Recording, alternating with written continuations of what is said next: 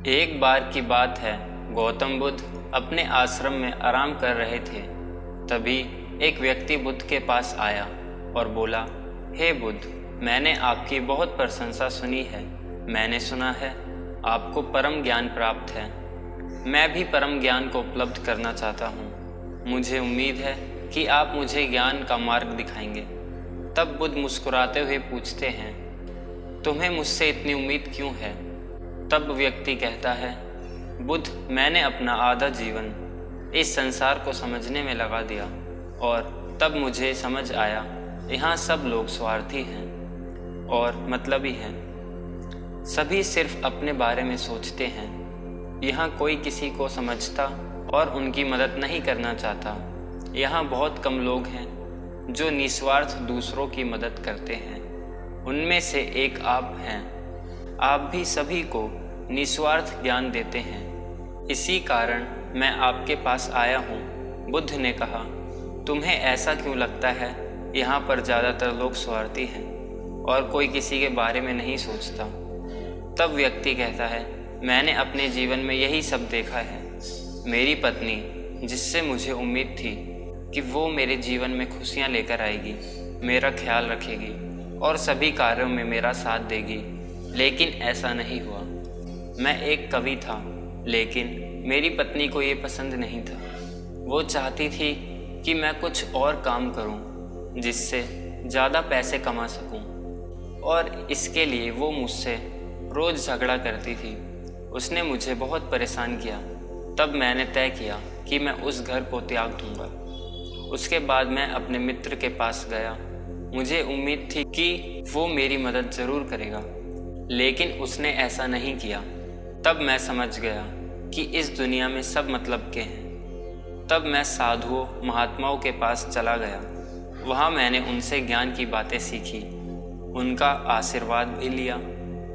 तब मुझे समझ आया कि ये दुनिया एक माया से ज़्यादा कुछ भी नहीं है।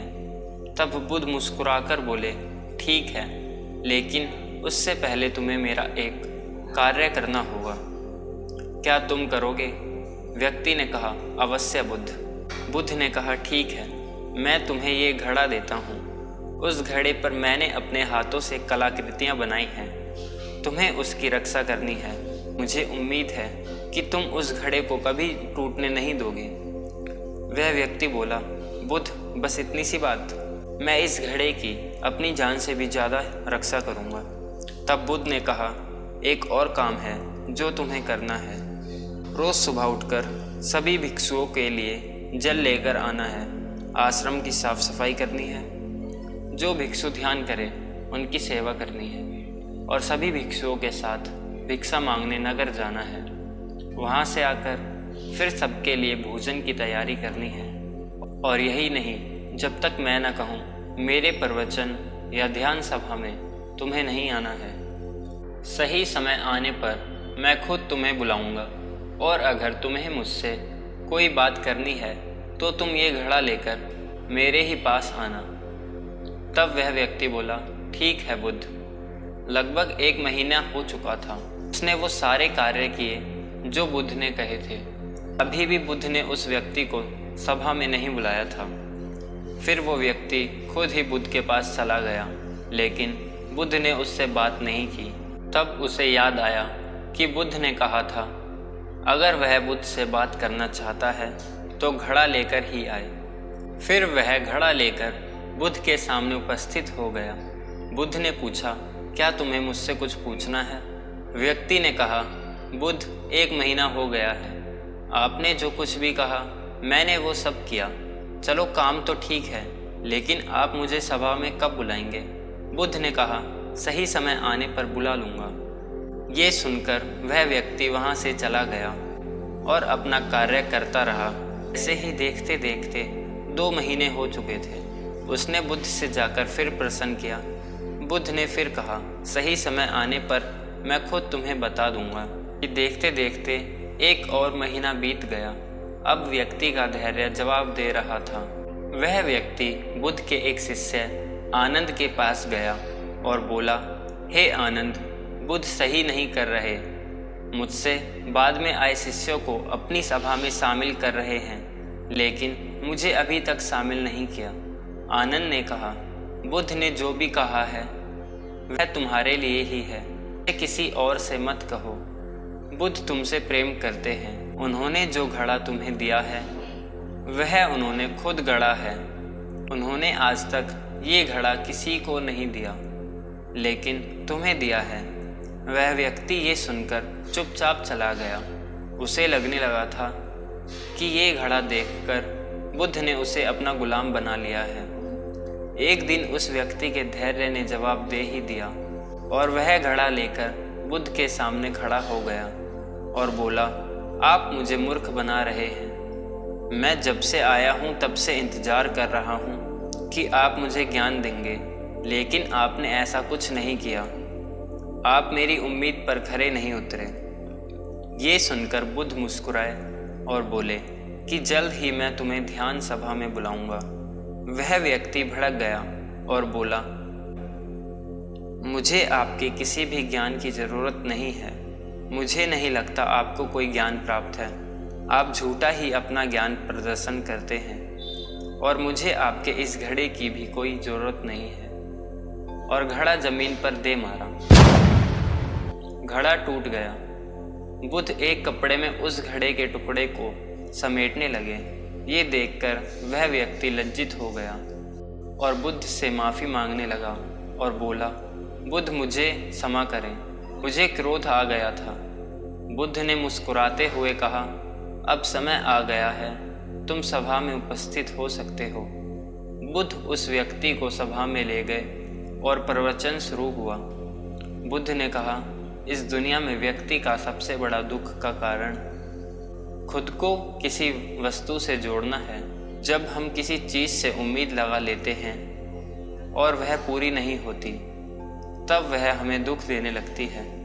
एक पिता की उसके पुत्र से उम्मीद होती है कि वह उसके बताए रास्ते पर चले और पुत्र की पिता से कि वह उसके बताए रास्ते में साथ जाने का सहयोग दे। सी ही कुछ उम्मीदें इंसान एक दूसरे से रखता है और जब ये उम्मीद पूरी नहीं होती तो ये क्रोध का रूप ले लेती हैं, जो हमारी बुद्धि का नाश कर देती हैं, जिसमें व्यक्ति का खुद का नुकसान है। क्रोध गर्म कोयले को अपनी हथेली पर रखने के समान होता है, जिससे हम दूसरों को जलाना चाहते तो हैं, लेकिन उसमें पहले आप खुद जल जाते हैं। खुद अपने कपड़े से उस घड़े के टुकड़े को निकालकर उस व्यक्ति के आगे रख देते हैं और पूछते हैं, क्या तुम इसे वापस जोड़ सकते हो? वह व्यक्ति लज्जित होकर हाथ जोड़कर बुद्ध से बोला, हे बुद्ध, मुझे माफ़ करें, मेरी बुद्धि नष्ट हो गई थी, मैं इसे वापस नहीं जोड़ सकता। बुद्ध ने कहा, मैं यही आपको समझाना चाहता हूँ। तुमने अपनी पूरी जिंदगी दूसरों से उम्मीद करी, जब वह पूरी नहीं हुई तब तुम क्रोध में आकर वहाँ से भाग आए, जिससे तुम्हारा ही नुकसान हुआ। बुद्ध ने कहा, जब भी तुम दूसरों से अपने स्वार्थ के लिए उम्मीद करोगे तो दुख ही पाओगे, लेकिन अगर वहीं तुम दूसरों को सुख देने की उम्मीद करोगे तो तुम्हें भी सुख मिलेगा।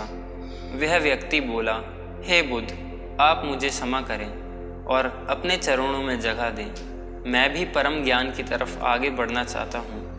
बुद्ध ने कहा, अभी तुम अपने घर जाकर अपने पिता और पत्नी के साथ रहो। तुम्हें अभी गृहस्थ जीवन जीने की आवश्यकता है। व्यक्ति ने बुद्ध से कहा, क्या मुझे ज्ञान प्राप्त करने का अधिकार नहीं है? आप मुझे यहाँ से क्यों भेज रहे हैं? बुद्ध ने कहा, जिसे ज्ञान प्राप्त करना होता है वह अपने गृहस्थ जीवन में भी ज्ञान प्राप्त कर सकता है। तब परिवार के लोग रास्ते के दुश्मन नहीं बल्कि सहयोगी नज़र आते हैं। अभी तुम्हें इस दुनिया में अंधकार ही अंधकार नज़र आता है। पहले तुम अपने जीवन में प्रकाश को देखो, उसे ढूंढो कि प्रकाश कहाँ है। घर जाओ, ध्यान करो। ध्यान करने के लिए भिक्षुओं से संपर्क करो। धीरे धीरे तुम परम सत्य की खोज पर जाने लगोगे और तुम्हें रास्ता मिल जाएगा, जिससे तुम परम ज्ञान को प्राप्त कर लोगे। ये सुन वह व्यक्ति बुद्ध के चरणों में गिर गया और उसके बाद अपने घर को निकल गया।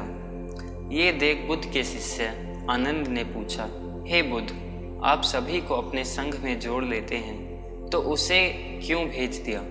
बुद्ध ने कहा, सुनो आनंद, इस दुनिया में बुद्धि के विकास और प्राथमिक चरण को पार करने के लिए दुनिया से होकर गुजरना पड़ता है।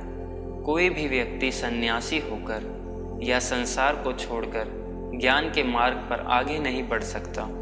ज्ञान को प्राप्त करने के लिए आपको इस दुनिया में रहकर यहाँ की चीज़ों को करीब से जानना होगा, तभी वह आगे की यात्रा को शुरू कर सकता है। उसने अभी सांसारिक जीवन को जाना ही नहीं था, वह उससे भाग रहा था। जैसे ही वह सांसारिक मार्ग को जान लेगा, खुद ही ज्ञान को प्राप्त कर देगा। दोस्तों, अगर आपको इस कहानी से कुछ सीखने को मिला हो तो ऐसी ही और वीडियो देखने के लिए हमारे चैनल को ज़रूर सब्सक्राइब करें।